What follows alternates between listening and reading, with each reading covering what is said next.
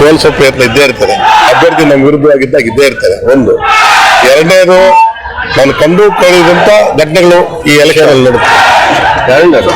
Election ಹಿಂದಿನ ದಿವಸ ನಮ್ಮನ್ನ ರೈಡ್ ಮಾಡುವಂಥದ್ದು ಎಲ್ಲ ಘಟನೆಗಳು ನಡೆದಿದೆ.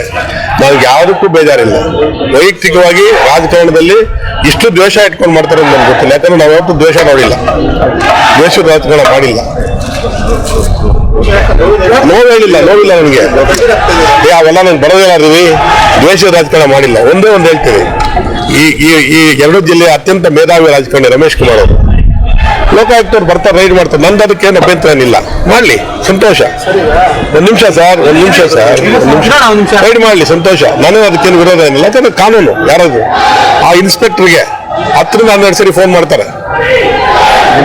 ನಾನಿಲ್ಲ, ನಮ್ಮ ಮನೆಯವ್ರು ಇರ್ತಾರ್ರಿ. 10 ರಿಂದ 12 ಸರಿ ಫೋನ್ ಮಾಡ್ತಾರೆ. ರಮೇಶ್ ಕುಮಾರೇ ಅದ್ರಲ್ಲಿ ಮುಚ್ಚಿ ಮನೇನು ಹಂಗೆಲ್ಲ. ಇನ್ನೇನು ಸಿಕ್ತದೆ ನೋಡಿ, ಇಲ್ಲೇನು ಇನ್ನೆಲ್ಲಿ ಸಿಗ್ತದೆ, ಇನ್ನೊಂದು ಸಿಗ್ತದೆ. ಎಸ್.ಎನ್. ರೆಸಾರ್ಟ್ ಅವ್ರ ಮನೆ ಇದೆ. ಆರೆಂಜ್ ಗೋಲ್ಡನ್ ಸಿಟಿ ಅನ್ನೋದು ಗೊತ್ತು, ಎಸ್.ಎನ್. ರೆಸಾರ್ಟ್ ಅಂತಾರೆ. ನಾನು ಹೇಳೋದು ಇಷ್ಟ, ರಮೇಶ್ ಕುಮಾರ್ಗೆ ಅತ್ಯಂತ ಹಿರಿಯ ರಾಜಕಾರಣಿ. ಅರ್ಥ ಆಯ್ತಾ? ಅಂತವ್ರ ಕಡೆಯಿಂದ ಇಂಥದ್ದು ನಾನು ಎಕ್ಸ್ಪೆಕ್ಟ್ ಮಾಡಿರಲಿಲ್ಲ. ನಮ್ಮ ಮನೆಯವ್ರು ಹೇಳ್ತಾರೆ, ಪಕ್ಕದಲ್ಲಿ ಕೇಳಿದ್ರು. ಯಾಕಂದ್ರೆ ನಮ್ಮ ಮನೆಯವ್ರು ಹೊತ್ತು ಬೀದಿಗೆ ಬಂದು ಏನೋ ಕೋಲಾರ ನೋಡಿಲ್ಲ. ನಮ್ಮ ಮನೆಯವರು 10 ಸರಿ ಫೋನ್ ಮಾಡ್ತಾರೆ. ನನಗೆ ಅದು ಗೊತ್ತಿಲ್ಲ. 10 ಸರಿ ಫೋನ್ ಮಾಡ್ತಾರೆ. ಇನ್ನೇನು ಸಿಗಲ್ವೇನ್ರಿ?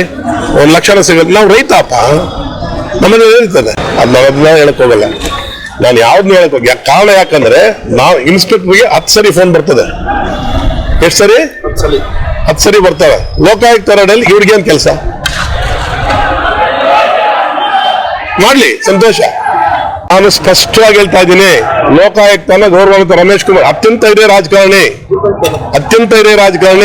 ಮೇಧಾವಿ ರಾಜಕಾರಣಿ. ಲೋಕಾಯುಕ್ತನ ದುರುಪಯೋಗ ಮಾಡ್ಕೊಂಡಿದ್ದಾರೆ. ಯಾಕಂದ್ರೆ ನಿನ್ನೆ ಅವ್ರ ಫೋನ್ ರೆಕಾರ್ಡು, ಯಾರು ಇನ್ಸ್ಪೆಕ್ಟರ್ ಬಂದಿದ್ರು ನಮ್ಮ ಮನೆಗೆ 10 ಸರಿ ಫೋನ್ ಮಾಡ್ತಾರೆ. 12 ಸರಿ ಚೆಕ್ ಮಾಡಿದ್ರೆ ಗೊತ್ತಾಗ್ತದೆ ಲೋಕಾಯುಕ್ತಕ್ಕೆ ಒಬ್ಬ ರಾಜಕಾರಣಿ ಫೋನ್ ಮಾಡುವಂಥದ್ದು ಇದೆಯಾ.